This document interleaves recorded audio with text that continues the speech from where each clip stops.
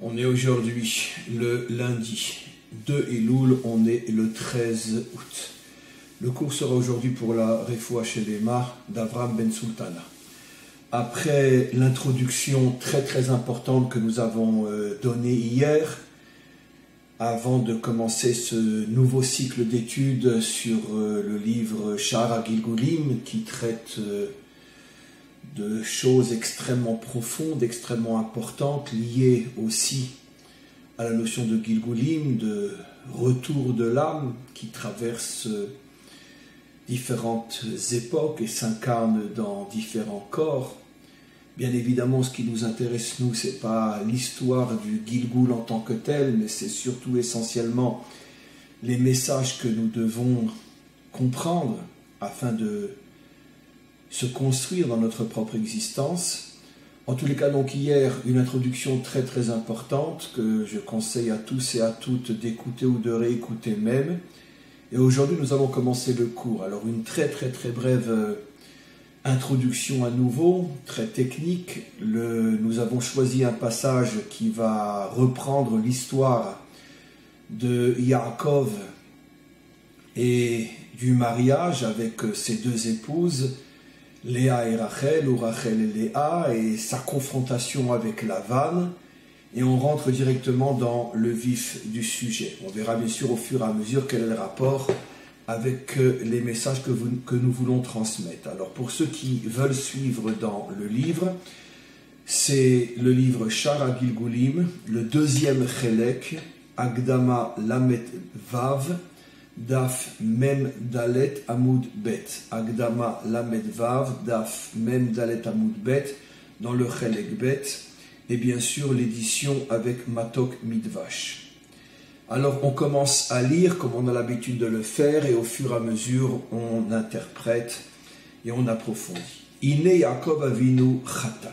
Alors le Ari HaKadosh, puisque ces enseignements sont du Ari HaKadosh, nous révèle ici quelque chose que j'avoue moi-même, avant de l'avoir lu ici, je ne l'avais jamais entendu, jamais étudié, jamais vu ailleurs. Je pense que le Ari HaKadosh est l'un des rares maîtres d'Israël à avoir cette vision des choses. Quand je dis cette vision des choses, c'est la vision d'Hachem, puisque des maîtres de la dimension du Ari HaKadosh ne sont pas des personnages qui interprètent la Torah selon leurs caprices intellectuels et sentimentaux. Ce sont des hommes qui sont directement branchés à la source du divin et qui ont le mérite de recevoir des enseignements qui sont véritablement une sorte de Ruach HaKodesh, excusez-moi pour la traduction en français, un esprit saint, un esprit qui provient d'en haut, et qui s'habille à l'intérieur de leur cerveau et qui leur permet donc de comprendre et de révéler des choses que personne n'avait reçues avant eux. Et donc, je reviens maintenant sur cet enseignement. Le Ari HaKadosh révèle que dans sa relation avec Lavan, pour l'obtention de ses épouses, Yaakov a fauté. Kilo batach bashem meod, parce qu'il n'a pas été jusqu'à se dépasser, Meod signifie jusqu'à se dépasser, il n'a pas été jusqu'à se dépasser dans sa confiance en Dieu. On continue pour l'instant. Kemo she'amar hakatuv, pourtant, avant d'arriver dans la ville de son futur beau-père, Lavan, il s'était arrêté, il s'était endormi sur le Hara Moria, l'endroit où sera construit plus tard les temples d'Israël, premier, deuxième et bientôt troisième. Il avait eu ce rêve de l'échelle, et après ce rêve, Hachem lui avait dit: tu n'as rien à craindre, je serai avec toi, je te protégerai, et tout ce que tu feras réussira. À partir du moment où un homme, directement d'Hachem, reçoit une telle promesse, il est absolument évident, apparemment, que ça devrait le remplir de confiance, le remplir de certitude, de joie, de force, au point que plus rien ne puisse l'impressionner et lui faire peur. Et donc, à partir de cette promesse faite à Yaakov, le Ari Akadosh nous explique que lorsqu'il est arrivé chez Lavan, dans le but donc d'épouser ses filles, on verra beaucoup plus tard quel est on verra après, je ne sais pas si c'est dans le cours d'aujourd'hui, mais on verra après quel est le secret inimaginable qui se cache derrière ce désir de Yaakov d'épouser précisément les filles de Lavan. On verra que c'est en relation avec la faute d'Adam Arishon, la volonté de récupérer des âmes perdues qui se trouvent prisonnières à l'intérieur de la clipa, de l'écorce impure représentée par Lavan. Mais tout ça, on le verra par la suite. Mais quoi qu'il en soit, à partir du moment où il a un contrat signé par le maître du monde, comme quoi Dieu est avec lui et tout ce qu'il fera réussira, qu'est-ce qu'il avait besoin de négocier avec Lavan le mariage avec donc ses filles, de négocier, c'est-à-dire de s'engager finalement à travailler tellement d'années, cette première année afin de recevoir Rachel, et finalement, ce qui est pire encore, lorsqu'il se rend compte au lendemain du mariage que Lavan l'a trompé, il aurait dû l'envoyer balader, puisque c'est évident que Lavan, quoi qu'il en soit, avait trompé Yaakov. Il aurait dû lui dire, maintenant donne-moi Rachel et il n'y a pas de travail en plus, je viens de travailler 7 ans pour Rachel, tu m'as donné Léa, bon, c'est ton problème. Maintenant, je veux tout de suite, immédiatement Rachel, et je m'en vais avec mes femmes. Et on voit qu'il renégocie encore une fois cette année de travail. Ce qui veut dire que finalement, il accepte de devenir le serviteur de Lavan pendant 14 ans. Et comme on le sait, au bout de 14 ans, lorsque Yosef naît et qu'il a l'intention de repartir, malgré tout, il ne repart pas tout de suite encore, il renégocie encore une fois son départ et il reste 6 ans de plus. Ce qui veut dire que pendant 14 ans, il est soumis à Lavan pour mériter de recevoir ses 2 épouses. Et après, il renégocie 6 ans de travail auprès de Lavan pour avoir le droit de partir et de rentrer chez lui, ce qui de toute façon ne servira à rien, puisque comme on le voit, quand finalement il décide de partir, Lavan le poursuit et veut tout reprendre. Et il lui dit, tes femmes sont mes filles, tes enfants sont mes enfants, tout ce que tu as est à moi, tu n'as rien à toi, donc finalement, si ce n'était comme on le voit dans le texte lui-même, si ce n'était Dieu qui se manifeste à Lavan et lui dit, si tu oses toucher à un seul cheveu de Lavan, gare à toi, de Yaakov, pardon, gare à toi, si ce n'était cette manifestation de Dieu à Lavan, eh bien Yaakov se serait retrouvé après 20 ans de servitude sans rien. Ce qui montre, entre parenthèses, que finalement, négocier avec un rachat, négocier avec le mal, c'est s'exposer finalement à être trompé, roulé, pire encore que si tu n'avais pas négocié. Si ce n'était encore une fois l'intervention d'Hachem, Lavan aurait tout repris.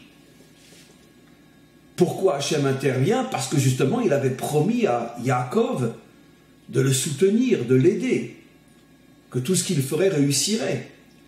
Mais justement, puisque malgré le fait que Yaakov n'a pas suffisamment fait confiance en Hachem et a accepté de se soumettre pendant 20 ans au mal, à plus forte raison que si dès le départ il avait dit à Lavan, je suis venu pour me marier avec tes filles, il n'y a pas de négociation, c'est comme ça, elles sont à moi, parce que, comme on le sait, le zivouk d'un homme, l'âme sœur d'un homme, comme on l'appelle, c'est une partie de son âme, et donc d'une certaine manière, même si effectivement la seule véritable âme sœur, c'est-à-dire l'autre moitié de son âme était Rachel, malgré tout, quoi qu'il en soit, il y avait un lien aussi avec Léa, comme on l'expliquera plus tard, et puisque de toute façon les 12 tribus d'Israël, donc le peuple juif est né de ces 2 femmes, et aussi de leurs servantes, mais essentiellement de ces 2 femmes, et donc il vient au nom d'un droit nishmatique, il vient fort de la promesse que lui a fait Hachem, il n'y a pas de négociation possible. Où est la faute ici? C'est que finalement, lui qui représente le bien et la vérité, va être au service du mal et du mensonge pendant 20 ans, alors que Hachem lui avait fait une promesse de réussir tout ce qu'il entreprendrait. De plus, pendant 20 ans, il est éloigné de sa terre. Pendant 20 ans, finalement, il vit dans une terre qui est une terre étrangère. D'une certaine manière, on peut juste même aller dire que s'il était revenu tout de suite avec ses 2 épouses, tous ses enfants seraient nés en Eretz Israël. Et si tous ses enfants étaient nés en Eretz Israël, en terre d'Israël, peut-être que justement, serait évité je ne sais combien de catastrophes dans l'histoire. Parce que justement, comme expliquent nos maîtres, le fait que la pratiquement quasi-totalité des tribus sont nées en dehors de la terre d'Israël, sauf Benjamin, le dernier, c'est ce qui fait que d'une certaine manière, dans l'essence, dans la structure, dans la nature même du peuple juif, il y a un lien très très fort avec finalement l'exil, c'est-à-dire les terres étrangères. C'est la raison pour laquelle finalement, tant que tout va bien, un juif se sent tellement bien en exil. Il n'y a pas plus heureux qu'un juif américain en Amérique, il n'y a pas plus heureux qu'un juif européen en Europe quand tout va bien. Et quand tout va bien, essaye de demander à un juif de quitter son confort et tout ce qu'il a de bien là où il se trouve, tout quitter et venir en Israël, il te dit non, non, non, non, l'an prochain à Jérusalem. Et chaque année, c'est l'an prochain à Jérusalem. Heureusement, merci mon Dieu, heureusement que l'antisémitisme existe, que les catastrophes existent, parce que sinon ça fait longtemps qu'on aurait tous disparu en exil. Et souvent nos maîtres se sont posé la question, mais qu'est-ce qui fait que finalement un juif, avec toutes les promesses qu'il a dans sa Torah, toutes les promesses, toutes les prophéties des prophètes qui garantissent qu'un jour Israël reviendra sur sa terre et donc partout où il se trouve, il n'est pas à sa place. Qu'est-ce qui fait que finalement, si ce n'était les malheurs qui nous tombent sur la tête, si ça ne dépendait que des Juifs, ça fait longtemps qu'on ne dirait même plus l'an prochain à Jérusalem. Car c'est tellement agréable de vivre dans le 16e, ou de vivre à Neuilly, ou de vivre à Miami, ou de vivre à Los Angeles, ou de vivre à Manhattan, à Zurich, à Anvers, ou peu importe où. C'est tellement mieux que de vivre à Jérusalem. Alors nos maîtres se posent la question, mais d'où vient cette contradiction entre la Torah que le juif étudie, car je parle bien sûr même des juifs religieux, à l'arrière ceux qui ont tout abandonné et n'ont plus visiblement et ressenti, au niveau de leur ressenti, n'ont plus de racines, n'ont plus d'identité, donc c'est pas de cela que je parle. Je parle précisément de juifs qui étudient la Torah tous les jours, qui ont une grande kippa sur la tête, une grande barbe, un grand chapeau, et qui respectent toutes les lois de la Torah. Alors pourquoi se sentent-ils si bien en dehors de leur terre? L'une des réponses apportées par nos maîtres est justement parce que 11 tribus sur 12 sont nées en Chutz La'aretz, c'est-à-dire en dehors de la terre d'Israël, ce qui a créé un lien profond entre l'identité juive et l'exil d'une certaine manière. Il y a d'autres réponses, ce n'est pas la seule réponse. Et même cette réponse, on peut l'affiner et l'approfondir encore. Mais je n'ai pas besoin d'en dire plus dans le cadre de ce cours. Et donc finalement, c'est ce qui fait que on peut être un juif pratiquant qui étudie la Torah tous les jours et être heureux comme un juif au paradis tant que les nations autour nous laissent tranquilles. Et on vient en vacances à Jérusalem, on va au Kotel faire un bisou au mur et puis on rentre chez soi. Maintenant, finalement, justement cette nature qui fait que le juif se sent très bien partout dans le monde, sauf chez lui en Israël, ben c'est ce qui nous maintient en exil.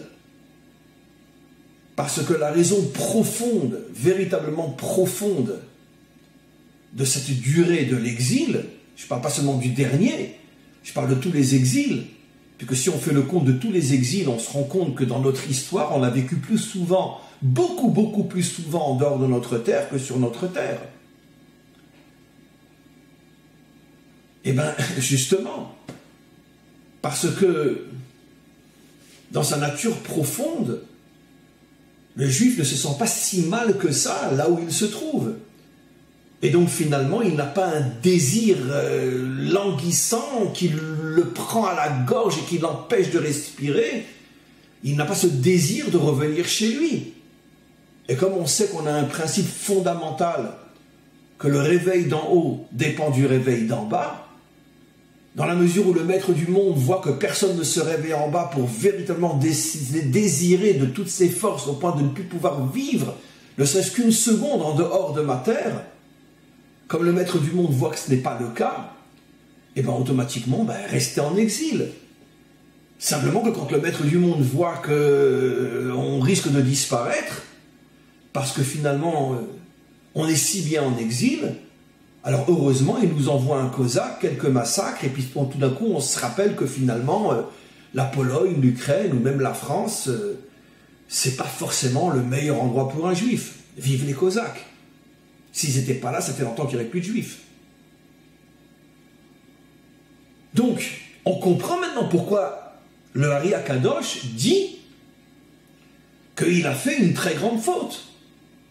Parce que s'il avait pris ses femmes immédiatement, était revenu en Israël, les 12 tribus d'Israël seraient nées en Israël, et donc, il n'y aurait pas eu dans la nature du juif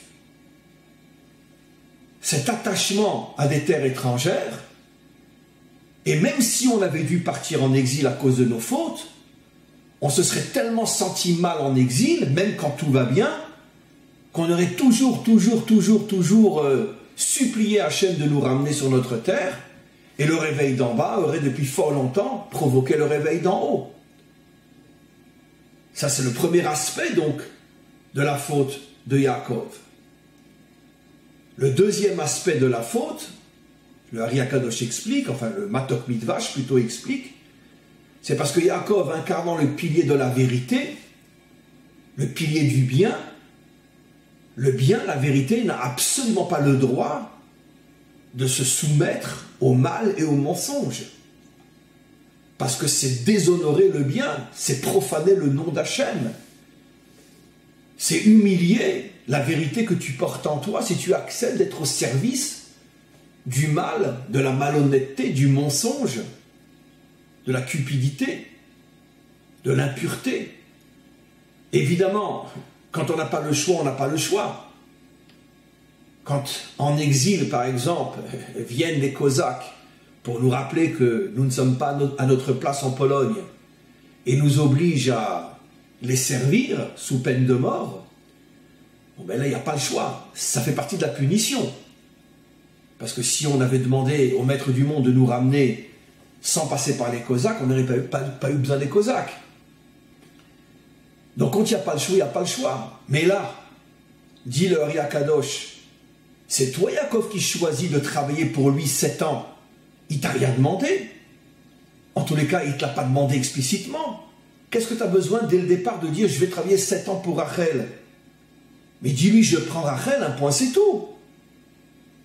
Qu'est-ce que tu as besoin quand tu te rends compte que Léa a pris la place de Rachel? Qu'est-ce que tu as besoin de reproposer 7 ans de travail pour mériter que finalement tu puisses avoir Rachel? Puisque c'est lui qui t'a roulé. Qu'est-ce que tu as besoin de négocier? Pourquoi, quand au bout de 14 ans, tu es prêt à rentrer en Israël et que vient Lavan et il te dit, oh, écoute, travaille encore un petit peu, qu'est-ce que tu as besoin de lui proposer 6 ans de travail? 20 ans de ta vie. C'est toujours toi qui fais les propositions. Mais qu'est-ce qui te prend? Qu'est-ce qui t'arrive? Depuis quand la vérité se soumet au bien?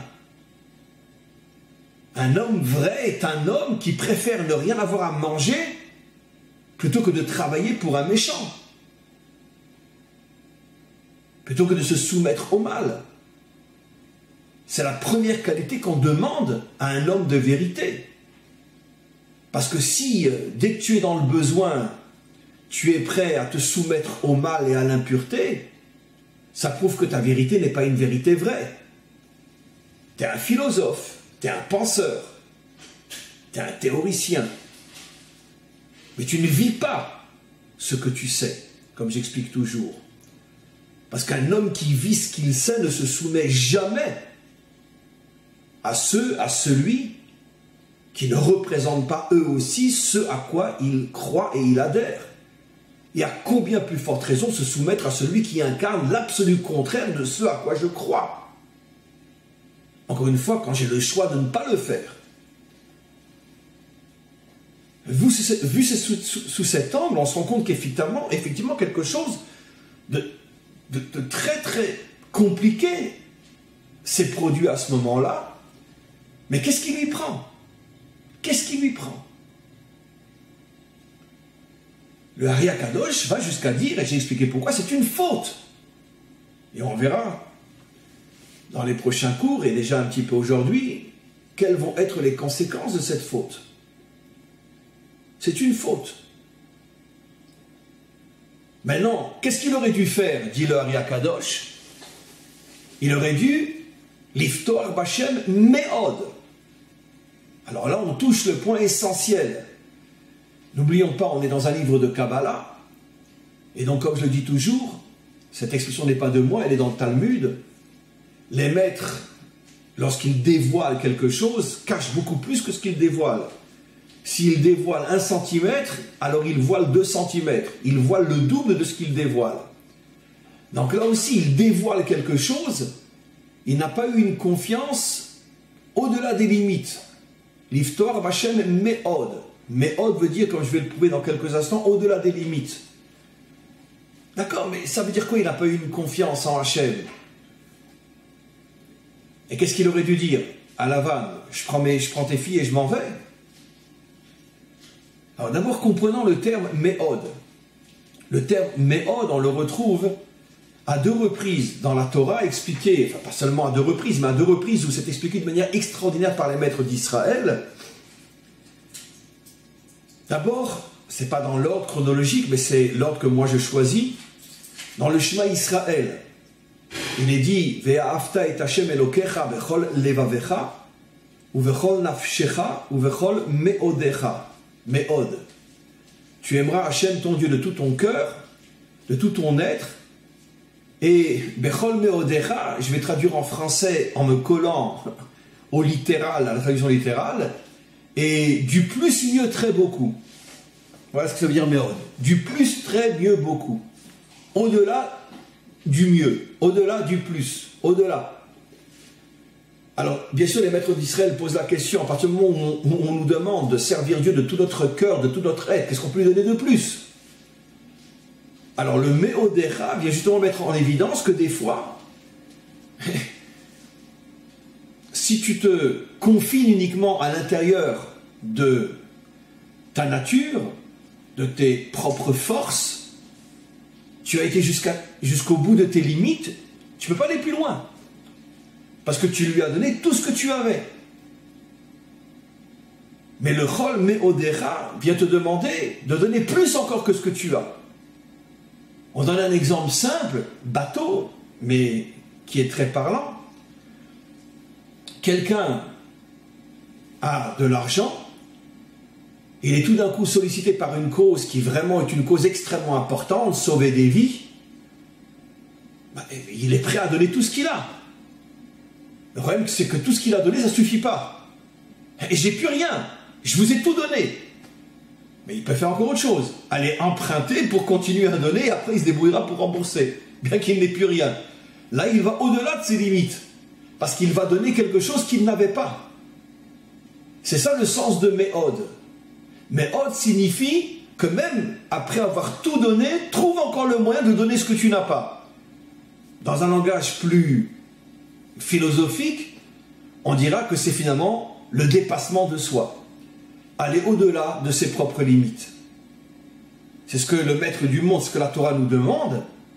Aime Hachem ton Dieu de tout ton cœur, de tout ton être, une fois que tu lui auras tout donné, si c'est nécessaire, donne-lui plus encore. Même ce que tu n'as pas.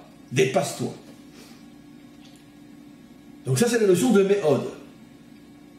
On retrouve la notion de méhod dans un autre contexte apparemment très différent, mais on va voir comment on va faire le lien entre les deux. Comme on le sait, pendant les 6 jours de la création, chaque jour, à la fin du jour, le maître du monde regarde ce qu'il a créé et il dit « Veine tov », c'est bien.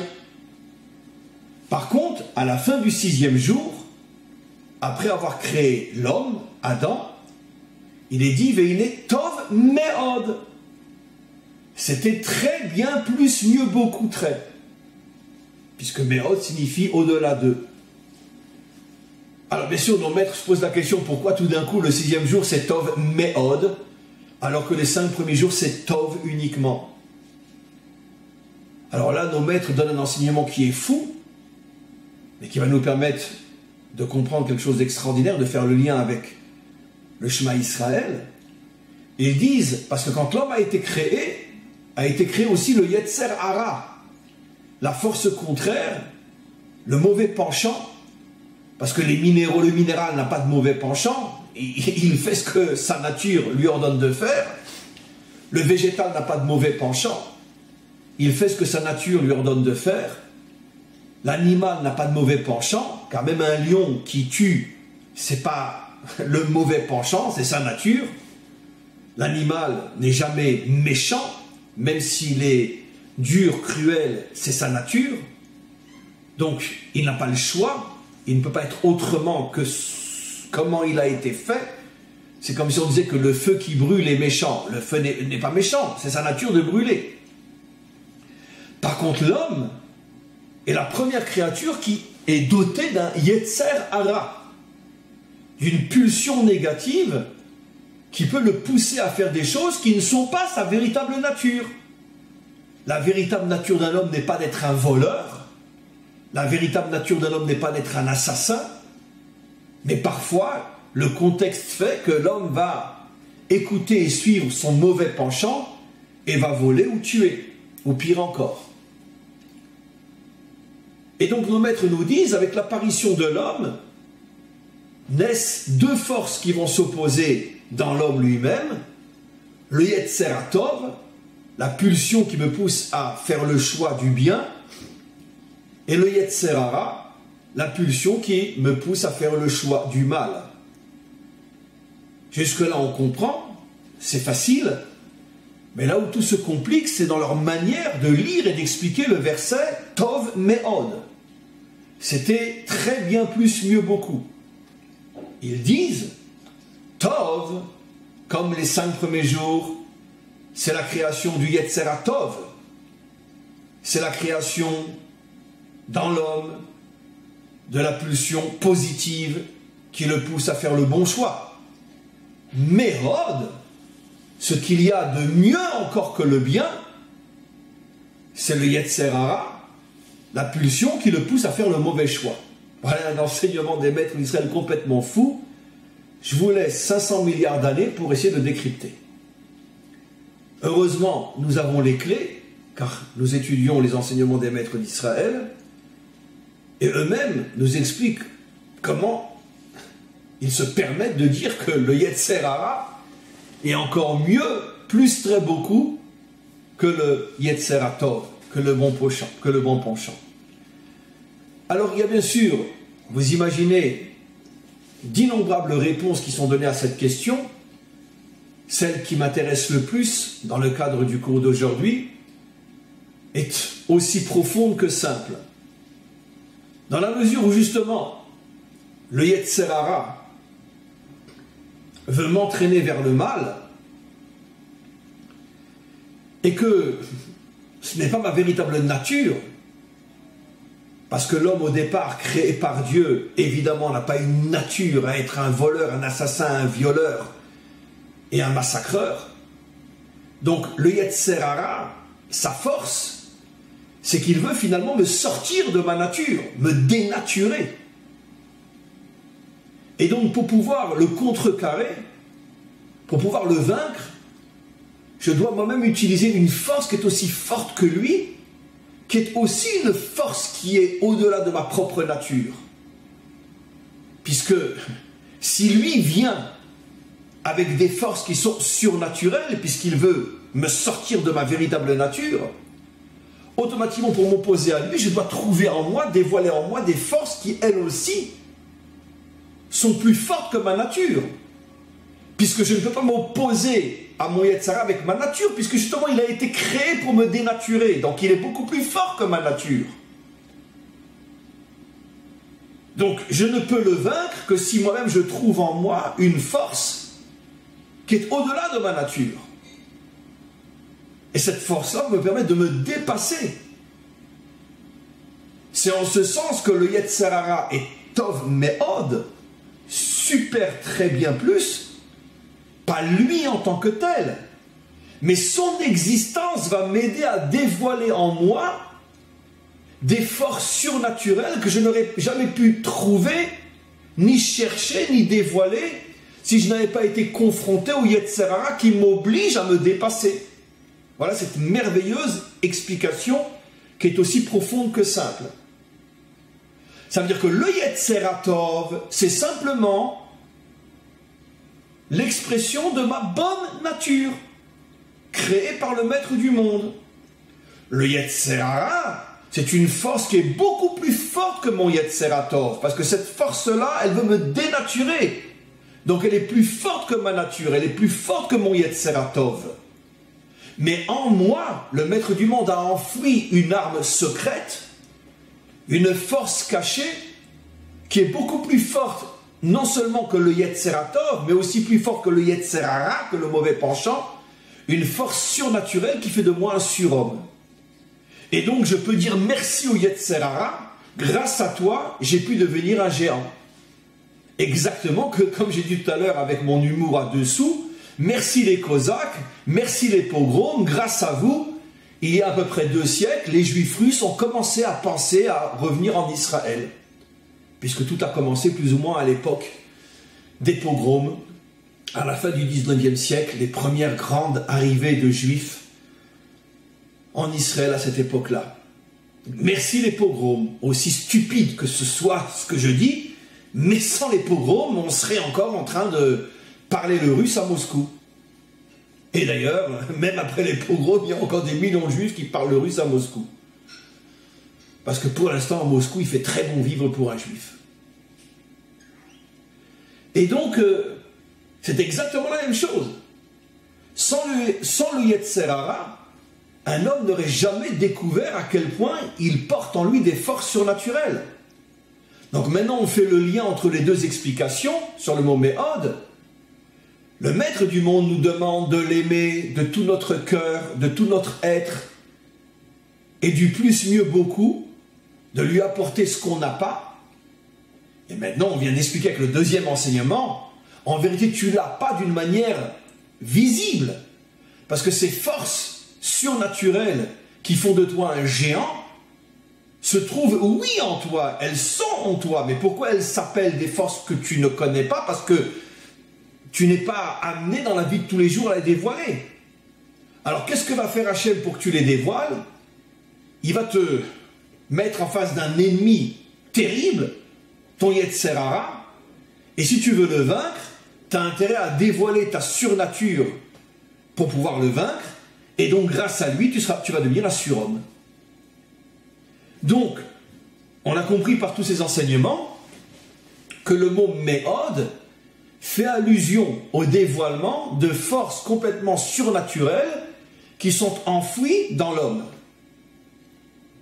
Et c'est précisément quand tu es face au mal que tu peux et tu dois dévoiler ces forces. Et bien c'est exactement maintenant ce que le Ari Akadosh explique. Qu'est-ce qu'il nous dit? Yaakov n'a pas eu une confiance méhod en Dieu face à Lavan. Et bien on a exactement le schéma que j'ai expliqué.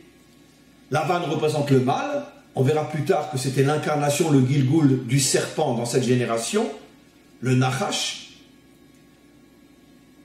Et donc, à nouveau, on se trouve en présence du Nachash, celui qu'on pourrait appeler la source de toutes les mauvaises pulsions qu'il y a dans le monde. Si déjà une pulsion qui est dans un homme est déjà au-dessus de ses propres forces, imaginons alors la source de toutes les pulsions mauvaises qui se trouvent dans l'humanité tout entière. La puissance du Nachash, puisqu'il est arrivé à faire tomber même Adam Arishon. Comme on le verra plus tard, mais j'insiste pas pour l'instant, Yaakov est lui-même un Gilgul de Adam Arishon, et donc finalement Adam et le Nachash se retrouvent face à face à nouveau dans les personnages de Yaakov et Lavan. Alors maintenant, comme Lavan incarne le Nachash, tu as besoin justement, pour le vaincre, pour le soumettre, de dévoiler en toi des forces qui sont complètement surnaturelles. Avec le naturel, même le naturel bon et vrai, tu ne t'en sortiras pas. Parce que, comme je dis souvent, le seul domaine où le 100% naturel est mortel, c'est dans le domaine du bien et de la vérité. Dans le domaine du bien et de la vérité, il ne faut surtout pas être 100% naturel. Parce que les forces qui s'opposent au bien et à la vérité sont tellement puissantes que le 100% naturel ne suffira pas. Il te faut du 100% surnaturel. Et donc, le Ari Akadosh explique, c'est pas que Yaakov n'avait pas de bitachon. Évidemment que Yaakov a entendu, il sait, il se rappelle les promesses que Hachem lui a faites. Mais Yaakov, il a un problème ici. C'est que, comme on le sait, Lavan, parmi tous ses défauts, le plus terrible de tous, c'est un homme cupide, avide d'argent, avide de gains, c'est le culte de l'ego. Et moi, et moi, et moi. Rappelons-nous, quelques années auparavant, quand Eliezer est venu pour aller chercher Rivka, donc Eliezer, le serviteur d'Abraham, qui vient pour chercher Rivka, à cette époque-là, Lavan est le frère de Rivka. Dès que Lavan entend qu'est venu un homme avec 10 chameaux remplis de bijoux, il sort, il va à sa rencontre, et lui dit, vas-y, viens, rentre. Il veut son argent. Nos maîtres expliquent, comme on le voit dans le texte écrit, qu'il l'enlace, qu'il l'embrasse. En vérité, ce qu'il cherche, c'est à le fouiller pour voir s'il n'a pas sous ses habits de l'or qui est caché. Nos maîtres iront jusqu'à expliquer, c'est fondé sur les versets pour celui qui a des yeux pour voir et surtout qui a les clés de la compréhension, que tout de suite il l'invite à table. Eliezer lui dit non, d'abord je vais te dire ce pourquoi je suis venu et après je mangerai. Qu'est-ce qui se cache derrière ça? Parle pendant que tu manges. Dans un repas de Shabbat, on mange et on chante et on parle. Au contraire, mangeons et parlons. Non, parce que Eliezer sait, il connaît, il a entendu parler de Lavan. Lavan a mis du poison dans l'assiette d'Eliezer pour qu'il meure et qu'il puisse, son assiette et celle de ses serviteurs, pour après récupérer tout l'argent et garder Rivka, pour la négocier plus tard avec quelqu'un d'autre. Il est prêt à tuer Eliezer et tous ses serviteurs pour garder les 10 chameaux remplis d'or et d'argent. Dans sa rencontre avec Yaakov, une fois de plus, Lavan pensait que Yaakov venait avec de l'argent. La vérité, c'est que justement, connaissant Lavan, Yitzhak et Rivka ont donné énormément d'argent à Yaakov. Parce que Yitzhak et Rivka savaient que demander les filles de Lavan, déjà sa sœur, mais maintenant les filles sans contrepartie, c'est comme demander à l'eau d'être sèche ou au feu d'être mouillé, ou au ciel d'être en bas et la terre d'être en haut, à la gauche d'être à droite et à la droite d'être à gauche. C'est contre nature. Et donc ils lui ont donné beaucoup d'argent. Mais le problème, c'est que Esav a poursuivi Yaakov, et Yaakov, pour racheter sa vie, a donné tout ce qu'il avait à Esav, à son fils Eliphaz. Et donc finalement, en chemin, il a dû tout donner pour rester vivant. Il arrive chez Lavan, il n'a rien. Il est dans la situation la pire qui puisse exister face à un homme qui, chaque sourire, il le négocie. Vous verrez dans le texte que quand Lavan voit que Yaakov arrive, il va, encore une fois, il l'enlace, il l'embrasse. Nos maîtres disent, voyant qu'il n'est ni chameau, ni ni rien, ni valise. Peut-être qu'il a caché, et lui aussi, des bijoux sous sa veste. Et il le sert pour arriver à sentir s'il n'y a pas des colliers ou des pierres précieuses cachées sur le corps de Yaakov. Donc tout ça, Eliezer le savait il y a quelques années. Tout le monde le savait. Lavan avait la réputation d'être un homme dont le culte c'est l'argent. Et donc automatiquement, lui demander 2 filles sans lui demander sans lui donner la moindre contrepartie, c'est encore une fois comme demander à l'eau d'être sèche, d'après les lois de la nature. Comme demander à un lion d'être gentil comme un mouton. Comme demander à un mouton d'être féroce comme un lion. C'est impossible. Un lion ne peut pas être un mouton ne peut pas être un lion. Et donc, quelle est la faute de Yaakov? C'est qu'il veut utiliser les voies de la nature. Connaissant le personnage, sachant que Lavan ne donnera rien sans contrepartie, tout de suite il lui dit, mais ne t'inquiète pas, je n'ai pas d'argent, on m'a tout volé en chemin, mais je suis prêt à travailler pour toi 7 années gratuites. Je ne veux pas de salaire, juste un petit morceau de pain tous les jours. Je ne vais rien te coûter. Mais par contre, tout ce travail gratuit en échange de ta fille. Pourquoi, après s'être fait rouler, il repropose 7 ans? Parce qu'il connaît la nature de Lavan. Lavan, c'est le comble de l'hypocrisie, du mensonge. L'idéologie victimaire. C'est lui l'agresseur, mais il se transforme toujours en victime. On sait ce que c'est aujourd'hui. Qu'est-ce qu'il lui dit, Lavan? Ah mais non, mais moi je t'ai pas roulé, c'est toi qui m'as roulé. Depuis quand tu me demandes la petite avant la grande? Il fallait me demander la grande avant la petite.